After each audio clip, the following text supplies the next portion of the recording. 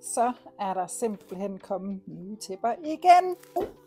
Den her gang, der er det en ny variant fra YouQuilt. Og det her tæppe her, det er en kombination af jute og uld. Og det har virkelig nogle dejlige farver.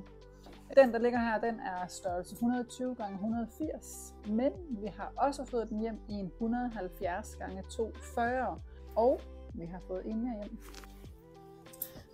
Den her, den har I set før.